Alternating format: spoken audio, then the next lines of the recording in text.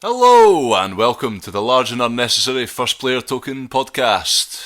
Bonus episode 23 and a half. 23.5.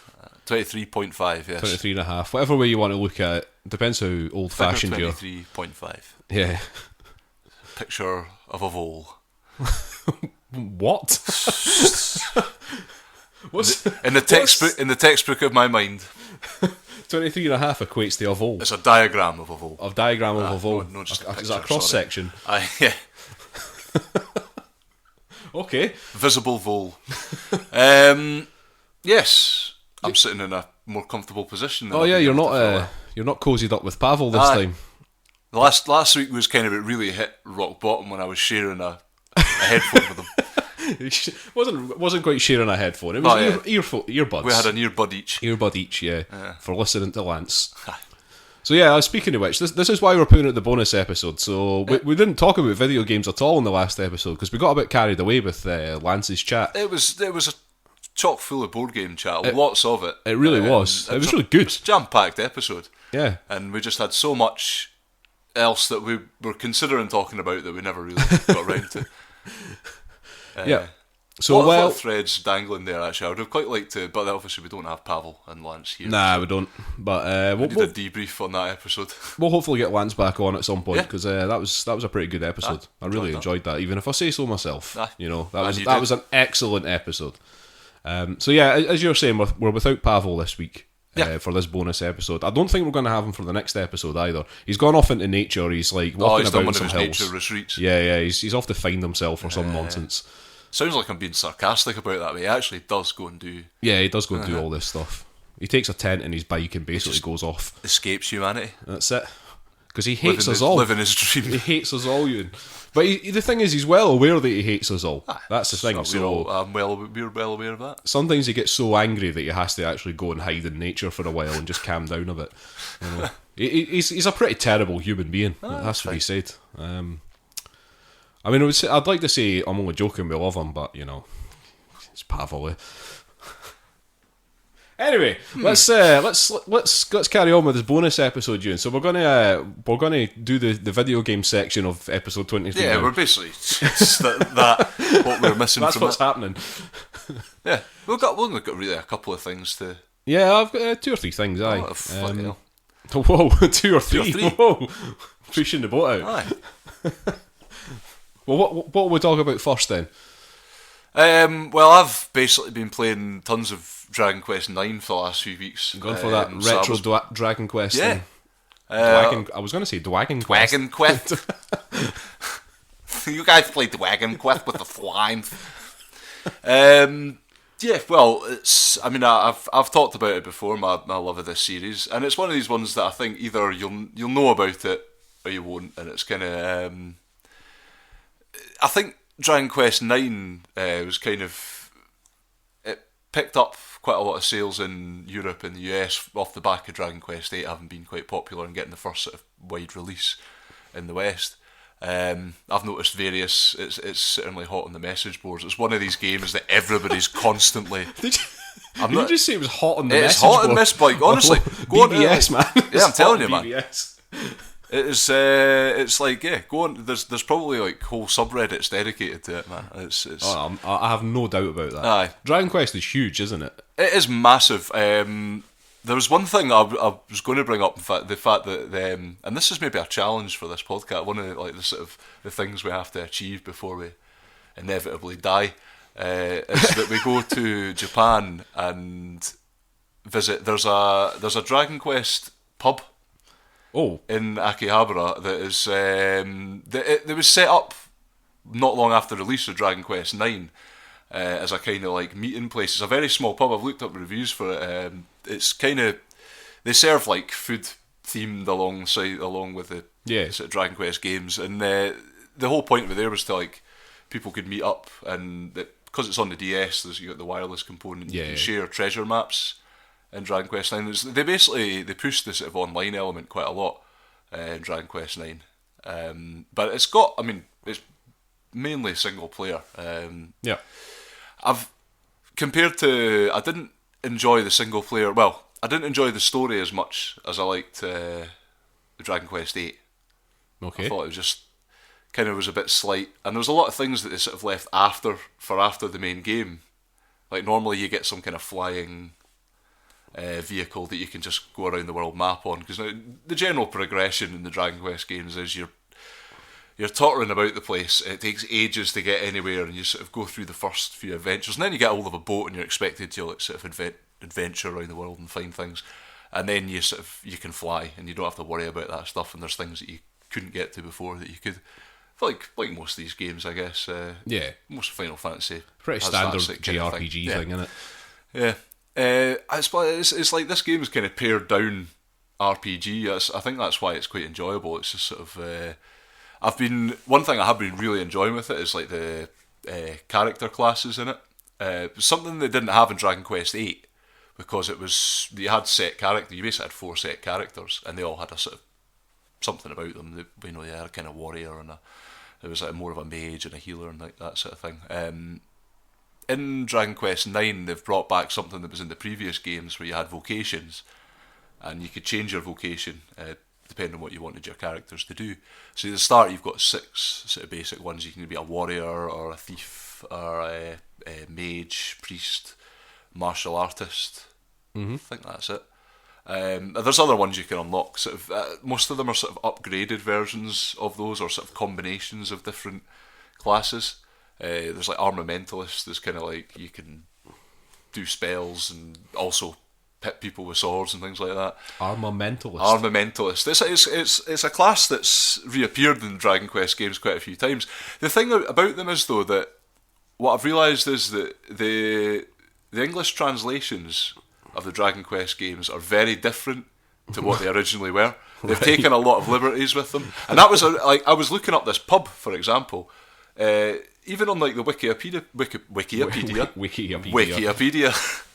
On the Wikipedia page, it's mentioned as Patty's Pub, and that's what it's called in the English translation of the game. Right. There's this place you go to, and that's where you have your alchemy pot, and it's a lot of the sort of like online content.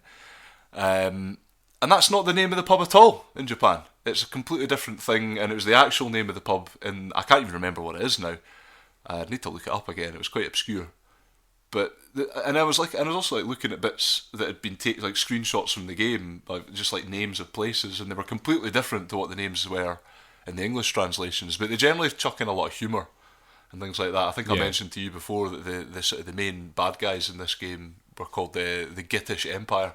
Yeah, you did actually. Yeah, you had to go to the Gittingham Palace, and there's like a lot of things like that, like sort of recreations of Welsh accents. Like Dragon Quest 8 is probably the only JRPG I've ever played. Well, yeah, that has a Welsh character in it, basically, or someone with like a broad Welsh accent. That's not true, though. Oh, the Kudelka, yeah, but no. Ni no Kuni.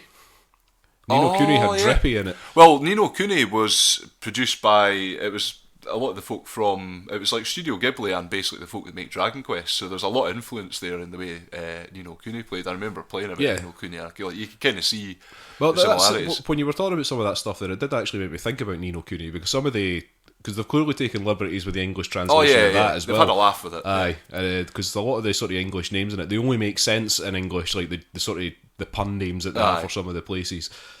No, they do a lot of stuff like. I probably mentioned it in the previous episode, but like Dragon Quest 8, a lot of the voice cast for that were sort of like English actors. There was a guy, Ricky Grover, who did one of the voices, a character called Yangus, who's one of your sort of player characters, who's like a stand-up comedian in England.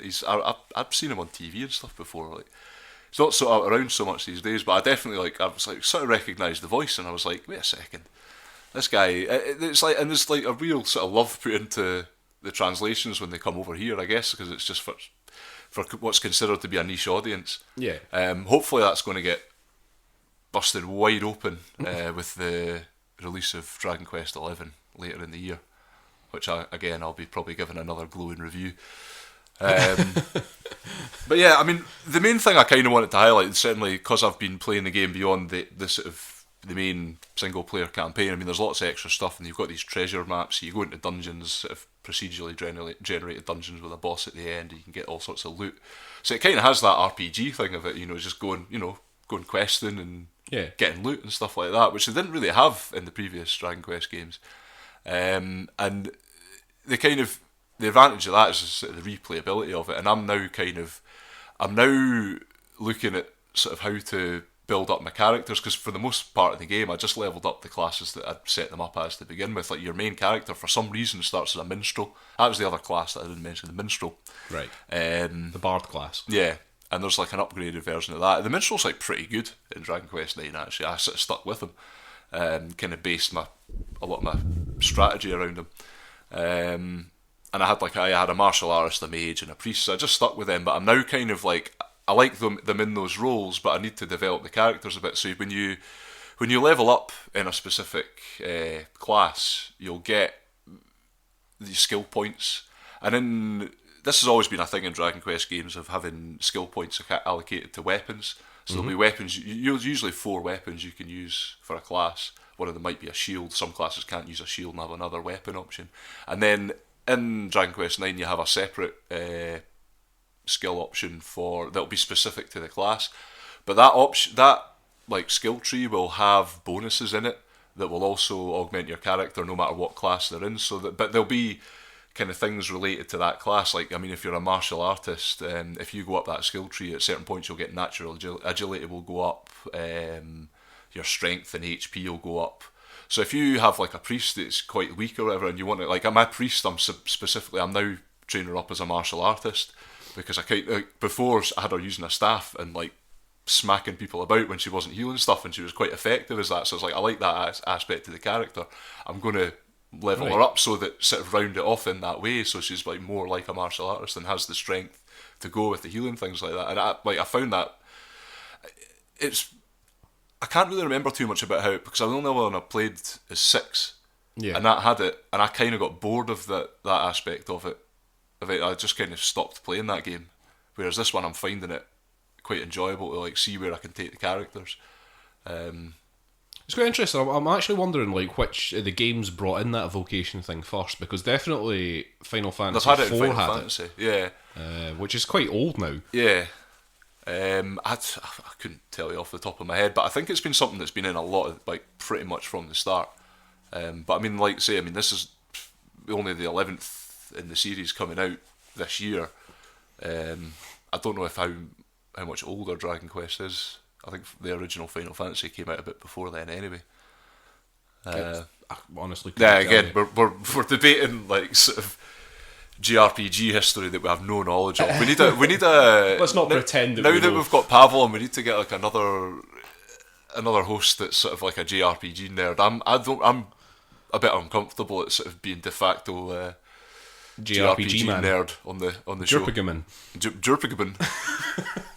Yes, hello. I'm a Jurpigaman from the planet Jurkum. That's basically all I want to say about Dragon Quest 9.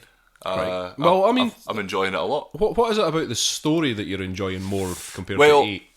No, I think I preferred the story in 8. I think other way around. 8 was a more crafted kind of story experience, because the characters you had 4 characters in that. Well, your main sort of you had the silent protagonist, but even they sort of managed to give him some kind of like story in it and everything. Yeah. But like your other sort of 3 fighters, they all had quite a bit of character to them and backstory to them that was interesting. And it was they felt like you sort of went on a journey with them, whereas you don't really get that so much with this. Mainly because you don't have set character. You create your own main player character, and that's the one that you can take into, like, you can go into other people's games and quest with them, like do dungeons and things like that. And there's treasure map. I've completely forgotten the word for them now. Treasure chests. Treasure. That obscure term. I was thinking of the word tits.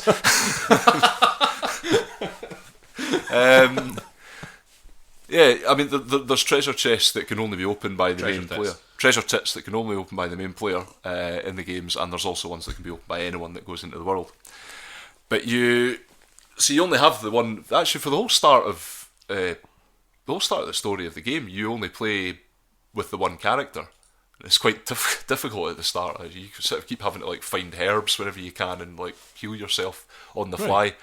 And then you get to, I think it's like the third sort of town, and then you get set up at Patty's pub, and they have all this and you can basically create more characters there. So you can create your party of 4, and I've just created 3 extra characters, and so I've just made them all up. They have no input on the story. They're just like little sprites that go about, and you play as them. But that's why I'm saying I think the level and like the sort of character building in that is probably the more interesting aspect of it, because you kind of give them character through that, or you get more involved in them in that way. But they have no sort of input on the story. You have 2 sort of, there's like this weird fairy that goes about with you that sort of does all the flavour tests and sort of basically talks on your behalf. Right. And there's all the amusing sort of like people in the towns you go to, and like some of them are pretty well done stories. They're quite like, some of them are quite dark. Even in the like the cartoony world of Dragon Quest, there's a lot of like the ways that some of the stories go tend to be a bit grim. I remember Dragon Quest 8 having a few sort of like stories that ended quite badly for people in the towns that you went to, and it was like, you know, the good sort of innocent people don't always survive. But yeah, it doesn't just, it's not really made as a narrative experience that in the way that Dragon Quest 8 was, and I'm hoping Dragon Quest 11 will go back to what 8 had, because it does seem to be more a single player thing. I mean, they've done the Mamorpaga thing now with 10. I don't really know anyone that's played that, but yeah, right. less multiplayer, more single player. That's what I'm saying. But that's what you say about everything. I say that about everything. You're really dead against multiplayer. I'm not dead against multiplayer. I enjoy multiplayer. I enjoy Rocket League. That's the ultimate multiplayer experience. Why would you need to do anything else? Rocket League is the ultimate multiplayer experience. I'm still playing a hell of a lot of that. I was a prolific Counter-Strike player for a while. Not Counter-Strike. I played Source. So I'm not really, I'm probably, most people who played Counter-Strike considered me to be, no, they considered me like a noob. Yeah. I played it on the Half-Life 2 engine, and that's a lot of people who played Counter-Strike who are like hardcore, and they're like, they don't stand for that shit. And I used the weapons that people didn't like you using. I was opping all the time. Guy. I didn't always do that, but if people got like annoyed about it, I would kind of go out of my way to do, as you do in these kind of multiplayer experiences. You're quite similar to me in that sense. Find the one thing that annoys somebody and do it over and over again. Don't take the spray tags seriously. I think I got a panel from the Goon of the zombie priest saying, "Bring in the great zombie chimp." And somebody really took exception to that because he was like spray painting, I don't know, like US Marines military logos about the place or something. Alright. You got to be careful of those people. Yeah. They will track you down. They may send you anthrax. Yeah. Okay, so Dragon Quest 9. I mean, is the Dragon Quest series pretty much just a Nintendo DS thing these days? Well, let's say, I mean, these days you're talking about a release schedule. Like Dragon Quest 8 was on the PS2, and that was like what, maybe 2000 and Dragon Quest 8. Yeah, that you can probably tell it 2004, maybe something like that. 2004, 5. I'll try and find it. And then between that and now Dragon Quest 11 coming out, there's only really a couple of games. Pretty much everything before that was released on handheld consoles, so they've all been ported to our DS. Dragon Quest 8 came out in 2004. Right, yeah. Yeah. So I mean, basically it was just a lot of the older games had been ported for DS. Right. Which is why they're actually quite easy to get hold of. I picked up 6 and 9 both just in game for like £5. And I've seen them, plenty of them about. So if you're interested in the Dragon Quest series, they're not hard to get hold of, and I'm sure you can easily get hold of them online. If you've got a DS, even if you've got a 3DS, the wonderful world of Nintendo, they allow you backwards compatibility. So if you're up to date with your DSs, you can still play these games if you fancy giving them a go. And I'd highly recommend them. Cool. Well, Dragon Quest 9 is DS only. Yeah. As you say. It came out 2009 in Japan, but then it was 2010 for everywhere else in the world.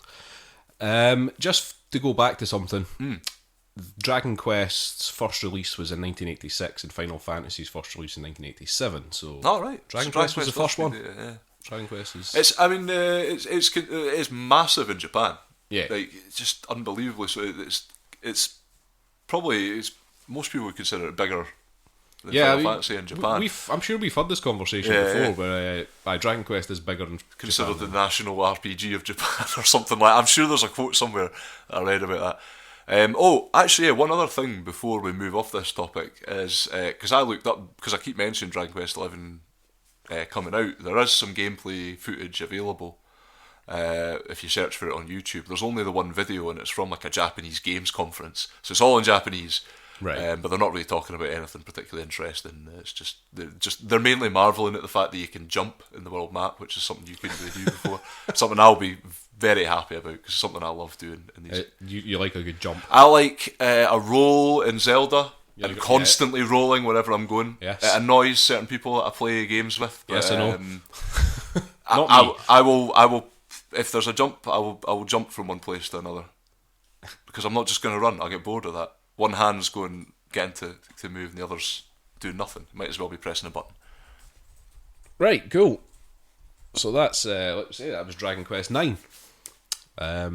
And when's the latest Dragon Quest? It's coming later out? this year. It's supposed to be coming out. So that's going to be PS4. I think PS4 only. Dragon Quest 11. Yes, let's have a look. It just says 2016, so I don't think they've actually got a set date yet. Sometime this later. It's PS4. It's coming into 3DS as well, apparently. All right. So there you go. Maybe, you might have to pick up a 3DS. Maybe I just get a 3DS, so I don't have to sit and use your PS4. Well, you're not allowed to do that. Aye. Now that I've got 7 days to die in it. That's the thing, if I get Dragon Quest 11, I'll never be off it. So. Oh, yes, you will. Right.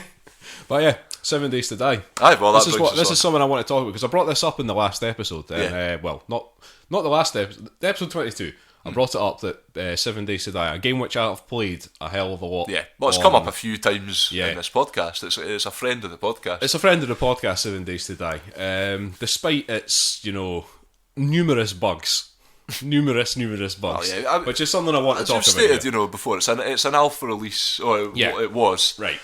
Yeah, let's explain that. So, I've had this game for a good couple of years now on PC. Yeah. And it's a zombie. What I think they advertise as a zombie survival horror crafting game or something like that. Now it's basically what I think of. It's Minecraft for adults. All right. Now it's like I say, I've been playing it for a couple of years on the PC, and it's still an alpha. We need to make this clear, right? That this game is still an alpha. It is not finished, right? Now, for some reason, the people that made this game, so that they're called the Fun Pimps, which is an interesting name, the Fun Pimps. They decided that they were going to release a PS4 and Xbox One version. And they announced it just not even that long ago, and now all of a sudden it's out. Yeah. Okay, and so you can download that thing, it's on the PlayStation Store and blah blah blah. I was quite surprised to see you'd bought a physical copy. I was surprised to see it. Just seemed odd to see it in a box like that. I mean, I don't know. I feel like the days of physical copies aren't gone yet. I'm glad that you still go for them. Because apart from anything else, you can give those to your friends. Exactly. So I mean, I feel. How'd you give a download to a friend, Chris? Exactly. How'd you give a download to the poor people for Christmas? Yeah, that's it. You there, boy? What day is it? Well, it's Christmas Day, so we'll go to the shop and get me 7 Days to Die. Bring me the biggest download. What, the one as big as me?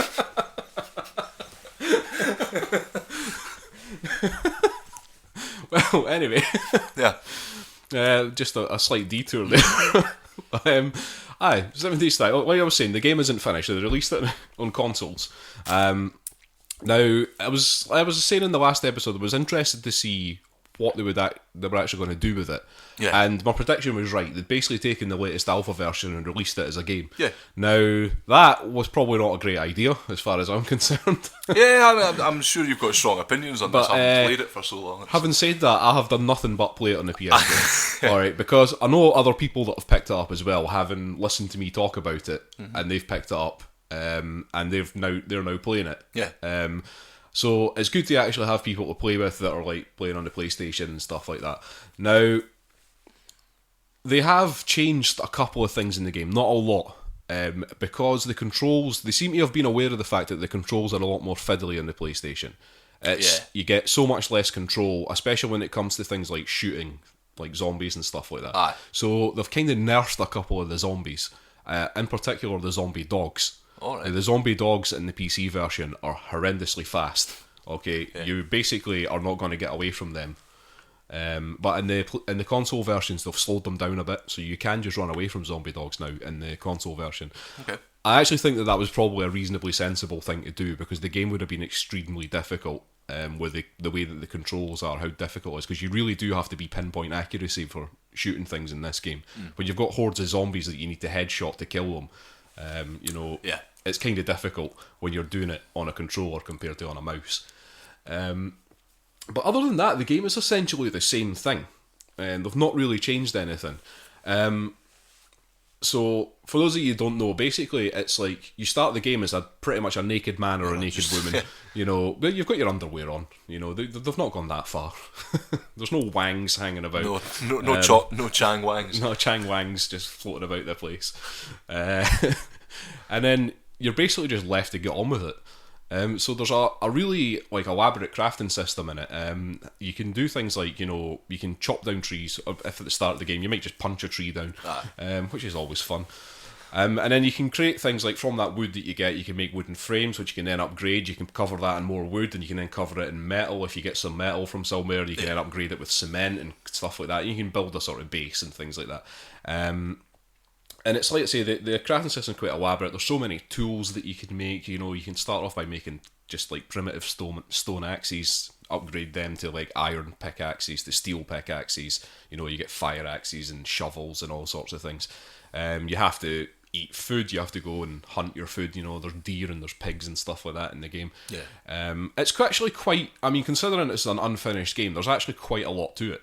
I had a go at it last night, and just on like first observation, it's like, well, it feels like a finished game. I mean, I'm aware that this, it's compared to what's out there in the market, it looks a wee bit rough around the edges, and it's, you said it's got bugs. Yeah, but there's a lot to it.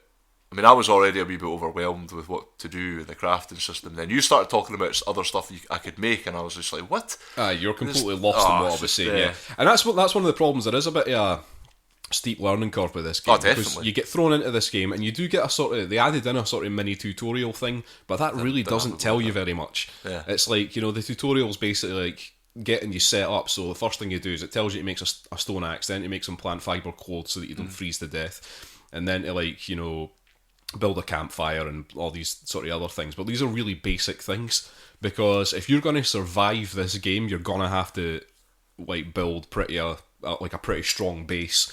Or what I like to do is just dig a hole in the ground and go and live in that. Well, we did spend a lot of time in holes in the ground. Yeah, we do. I do like living in a hole in the ground in this game. It's one of my things. But the zombies tend to not be able to get into those too easily, although you somehow managed to let one in.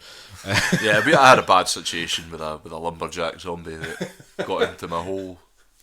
But I mean, yeah, like I'm saying, there is such a steep learning curve, because there is so much to the crafting system, and it took me a long time, like literally weeks of playing that game on the PC before I even got close to having a base that would survive the zombie hordes that come. And the zombie hordes, I mean, the reason the game's called 7 Days to Die is because every 7th day a massive zombie horde turns up at night. Now, at night the zombies are even worse than they are during the day, because at night they can run. And it's fucking terrifying, to be honest. Like, there are so many times in this game that I've turned around and there's been a zombie sprinting straight at me, and I've shat myself. just sat there and filled my pants. Trousers. That's just happened. Not really. I'm sorry. I need to maintain my dignity. That's not actually happened. Well, we all know now. But the game. We'll have to move on to the bugs in this game, though. The bugs in this game still exist in the console version, and there are various things that happen. For example, parts of the world just not loading, and you can just fall off the side of the world. That's just weird.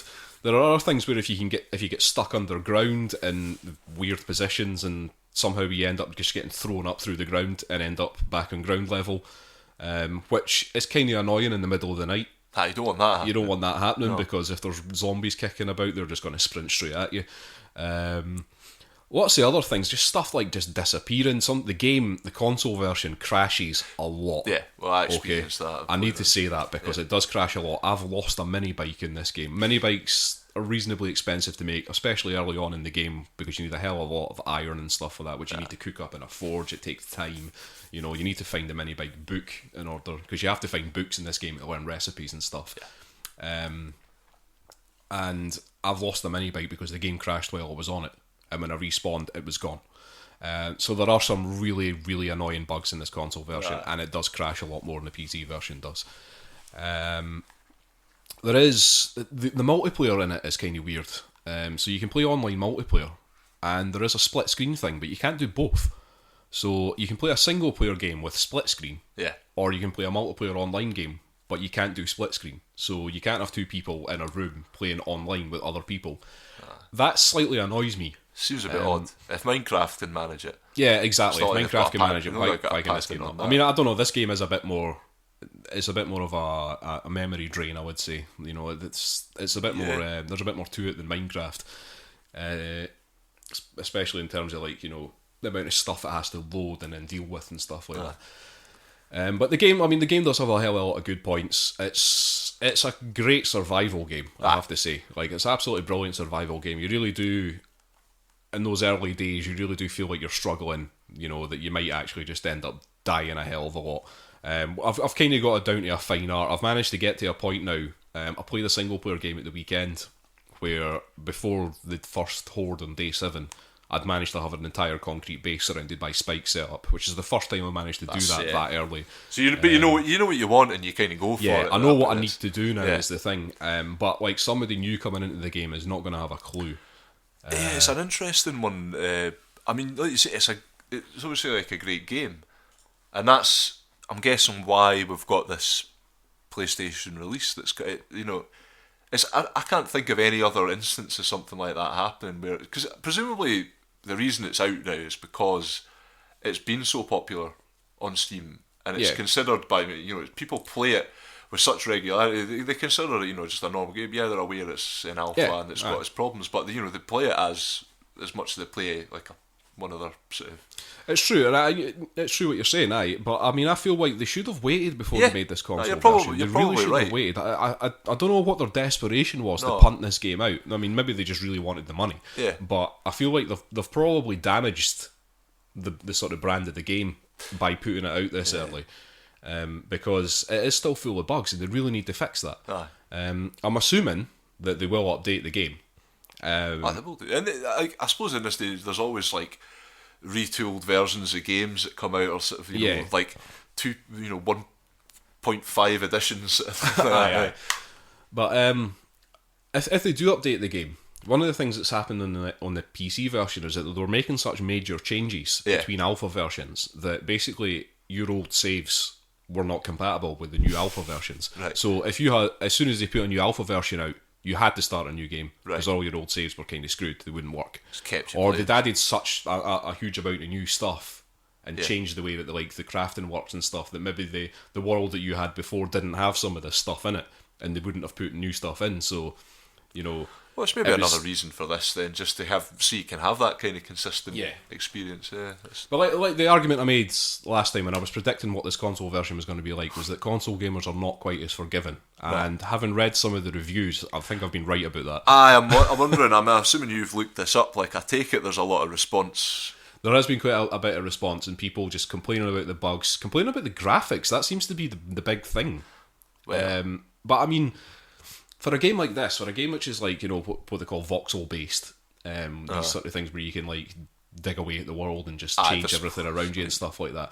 I don't think the graphics should be your main complaint about that. No. Because the game is so customizable. And to be honest, it does pretty well with what they can do. I mean, if you compare it to I remember watching you play some early versions of it. You just had static characters and everything was so basic. Yeah. It has come on a long way, and it looks actually all right. Because I hadn't played it, and I hadn't really seen you play it in quite a while, so I wasn't really knowing what to expect. And I thought, I was quite pleasantly surprised. I mean, I'm fine with that. I don't like graphics is not I know, my highest concern. You'll get a lot of when I play people a game. who'll always moan about stuff like that. There are certain types of games, and like the Solus project, which I want to talk a little bit more about this week, which I talked about in the last episode. Like the graphics in that really make the game because of the atmosphere. What they're doing with that game is trying to create a certain atmosphere. Yeah. And because graphics can really do well for that kind of thing, it works in that. But for something like this, I'm not really bothered about the graphics in that. Like I really don't care. It's like it would be like somebody complaining about the graphics in Minecraft. You know, that, like, but guaranteed there are people that do. Huh? Guaranteed there's people that do. Oh yeah, probably the same people complaining about the graphics in this, going like, it's, they want that AAA experience every time, but they don't understand what it requires to do it. Kids these days, kids, they'll never know. They'll never know. Huh? They'll never know what we went through. They'll never know. I remember Pressure Cooker on the Atari 2600. Man, what a game! You live through those times, and you can tell the tale. That's it. The rest of them are dead. We lived in the golden era of gaming. That's the thing. We truly did. The pirate days. So that's 7 Days to Die. Again, that's by the Fun Pimps. Now, it was published. The console version was published by Telltale Publishing, who are the company behind all those, story modes and stuff like that. Yeah, all these various, like The Walking Dead. Yeah, I think they did the Minecraft one, and they did various other things. But that was kind of like when I saw that was Telltale doing that. I was like, that's really weird that they're doing this kind of game. But okay, fair play to them. They've done it. So yeah, 7 Days to Die. That's available on Linux, Microsoft Windows, OS X, and the console versions PS4 and Xbox One. And it came out just a few weeks ago, this month, July 2016, on the consoles. Right. Let's move on to the Solus project, because I have been playing a bit more of that. Right, yeah. I just wanted to quickly just talk about that again, because this expansive gesture you made in regard to that. The Solus project. Solus project. Arms out. We're sticking our arms out here. waving your scarf at police horses. No, that's football. Oh, sorry. That's just because Pawel's not here. I'm getting carried away. So yeah, I have been playing a bit more of the Solus project. I'm not going to go too in depth about what the Solus project is, because we talked about it earlier. If you want to hear me talking about that, it's episode 22. But I've been playing a bit more of it, and it's just been getting like creepier and creepier, man. Like you've had some screenshots up. Yeah. If anyone's seen the Facebook group, you'll have seen the. And there's some fucking weird things going on now. So like, and in that last episode, I was talking about the sort of story about the civilization that was taken away by this other civilization, and they lived on this new planet, and it seemed like they were living in harmony. And then things, as I'm going through the game, I'm finding more carvings and stuff which just start describing all this weird stuff that's going on. And I mean, spoiler alert again, but I got to a room in this which was just basically like a nursery. There's lots of little like kids' dolls lying about the place and stuff like that. And like they were basically, from what the carvings were saying, it was like they were taking the women of this race and then forcing them to have children. Right. Like, and it was just like it was so weird. Yeah. But when I went into this nursery thing, all these little dolls, they were all just sort of sitting perched on various things, and they looked a bit creepy. They had those like dead eyes and classic little little alien dolls as well. Like, not like human dolls, little alien dolls. And I would go like turn around and go into a room, and then I would turn around and look back again, and those dolls were just standing behind me. Like, some of them were just there, and I was just like that sort of moment where you get a slight chill. Yeah. Like, I was just like, that's just creepy as fuck. Like, they're like, and then I would turn around and go into a different room, and you go past some more dolls, and you would turn around, and they've joined in with the first lot. Like, they're now following you around as well.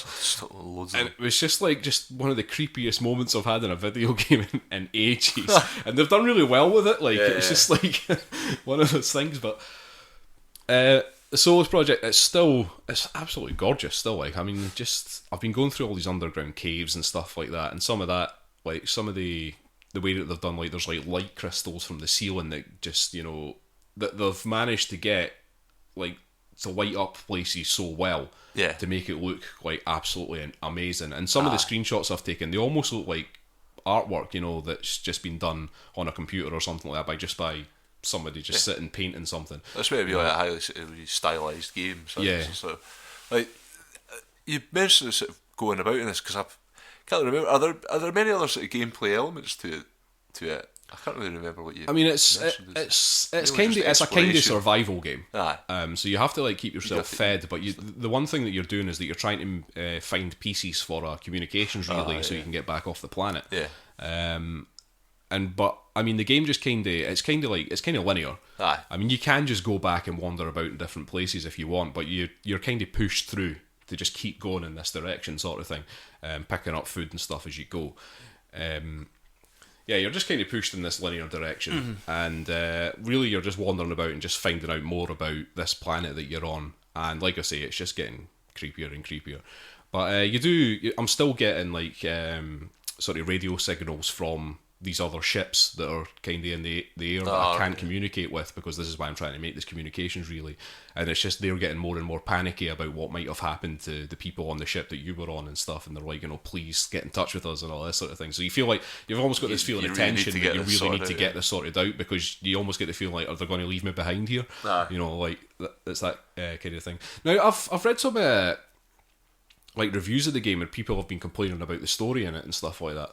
Now, I actually don't think the story that bad. Like, I think the story's reasonably decent. It's pretty cliched, the whole crash land on a planet and try and get your way back off it again. But it's more just what you're discovering as you go through it. That's the thing. And the presentation, all that. And the presentation, and like the way it looks, and just the atmosphere and everything. That's what the game should be. That's what it is. And I feel if people are complaining about the story in it, then they're really missing the point. Aye. Well, does it? I mean, it seems the story is something you have to kind of decipher a lot of it yourself anyway. Yeah. Which is sometimes a complaint for these kind of games where it's not spoon fed to you. But I suppose sometimes as well you can just be a sort of a lack of involvement when you feel you're just sort of walking about, seeing and reading things. You're not always as immersed. So. Yeah, but I don't find that as bad. No. Especially when there's a lot to see. If you see what I mean, it's almost it's like, I mean, if you it's like reading a book or something, or flicking through some, I don't know, like some artwork or something like that. It's almost like that. It's more just how you are like seeing it yourself and stuff like that. What you actually see, how you interpret it, and it's the same kind of the feeling that I get from that. Anyway, that's the Solus project. So. That's Teotl Studios and Grip Digital. It's on Microsoft Windows and Xbox One. And it came out just last month, 2016, June. Cool. I don't know why I did it that way round. But 2016, June. 2016, June. Just stamping your authority on it. June. Right, have we got the time to talk about one other quick thing? Aye, sure. Because I had a train journey again the other day there, which I got my laptop out and... So it got you playing something? Yeah, it got me playing something. It got me playing Shadowrun Dragonfall. Oh, which I think I have talked about Shadowrun Returns, I believe, in an early episode of this podcast, I think. And I think Pawel has touched on it as well. Now, Shadowrun is a game... It was originally an RPG, a tabletop RPG, which was a sort of cyberpunk future... corporations running the world and stuff like that, but it had fantasy elements in it. So you had there was meant to be this awakening or something like that back in the sort of, I don't know, 2050s or something like that. I don't actually know, because the game's kind of set just in the future after that. Where your classic cyberpunk near future, like 1998. Yeah, aye. Well, that would have been in the 80s. That's probably when it was set. But yeah, so orcs and trolls and stuff like that became like they woke up sort of thing, and they're like now part of civilization. They're not like orcs aren't bad guys, trolls aren't bad guys. They're different types of people, basically, different races. So you're in this futuristic thing where you're like you're hacking into corporations and stuff like that. You're a shadow runner. You're basically like a mercenary for hire. And Shadowrun, the sort of first video games, came out on the SNES and the Mega Drive back in the early 90s, and I fucking love the SNES version. It's still one of my favourite SNES games. Like, it was absolutely brilliant. I've heard a few folk mention this one to me. I never played it, but it's I think I missed out there. And now I think, was it last year or the year before possibly, there was a big Kickstarter to get Shadowrun back into the video game world. and Shadowrun Returns came out of that. Okay. Now, Shadowrun Dragonfall was one of the next games in that series, so it has the same feel as Shadowrun Returns. It's got the same sort of UI, same layout. It was sort of like an episodic. It's not an episodic thing, no, because they're contained stories. Right. Okay, there is. I've noticed that there is a little bit of crossover. There are people in one game that are in another game, sort of thing. But it's kind of similar to the SNES version, so it's got that isometric view, top down. But it feels like when you get into combat, it's like the original Fallout games or XCOM. That turn-based, run about shooting things and taking your turn. You've got action points to spend and all that sort of thing. Excuse me. Now, Shadowrun Returns was good. I played through the whole thing. I quite liked the story. I've played now maybe 3 or 4 hours of Shadowrun Dragonfall, and I'm absolutely loving the story in this one. Right. It's absolutely brilliant. Now, this one's set in Berlin in the future. And quality you're playing cyberpunk location. That's it. You can create your character. You can be any sort of class you want. You can be, you can be your classic just street samurai, who's basically just your muscle. You've got guns or you've got melee weapons or something, or you can be like a decker who hacks into the mainframes. And you've got other things. You've got shaman and not the band. That would seem appropriate. You get riggers who use drones and things like that in combat and stuff like that. Right. They're pretty cool. Now, Shadowrun Dragonfall is kind of cool because the story's about it's about sort of like almost like a folk tale, but like an early 21st century folk tale about a dragon that turns up in Berlin or whatever and just like destroys half the city and stuff, and then like somebody goes in and kills it, but then lots of other stuff happened in history since then, so people have kind of forgotten about this thing that happened almost. It did happen, but like, it's kind of almost become a mythical story. And but it's like the evidence is that this dragon never really died, and it's still kicking about, and you've somehow managed to get involved in what this dragon's doing. Whether the dragon is actually a dragon or not is almost like a question mark around the whole thing, because it almost seems like, something happens to your team at the beginning of this game, your team of Shadowrunners, and somebody dies. And it's like the dragon had done this himself, or him or herself. Okay, and what happened was that this person that died was inside a computer, was hacking into a computer at the time, and you go into this sort of digital space when you're hacking in, and it's got this different feel to it. So the dragon's jacked in. Yeah, so somehow this dragon, if the dragon's a person or if it's an actual dragon, we don't actually know. But somehow this dragon is like instantly killed this person that's hacked in, and this person was meant to be like top level hacker, should never have happened to them. So there's this whole mystery, but suddenly you're being hunted. If everything seems to point towards anybody that's found out anything about this dragon has ended up dead. Right. So you're now in this situation where you've got to try and get your way out of this, like somehow, even if it means by killing the dragon itself. Yeah. And I'm absolutely really enjoying the story in this. And they've made some changes to it so that your team can kind of level up with you, because you're really only controlling your character, and you level up your character. Yeah. You can put points in different things. You've got like quickness and. Do you have like a strength set and team? stuff. You have a set team, so the character you make is the only custom character. Okay. But you'll meet other people. You have a team that you get at the start of the game, and I think they're pretty much always with you.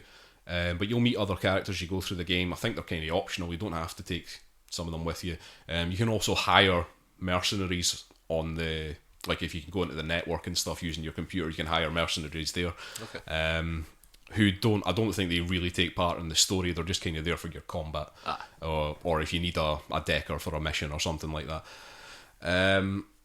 But your team levels up, but it doesn't go in as much detail as your own character. It's just basically you get to pick a skill for them or something like that, so you can really customize your team.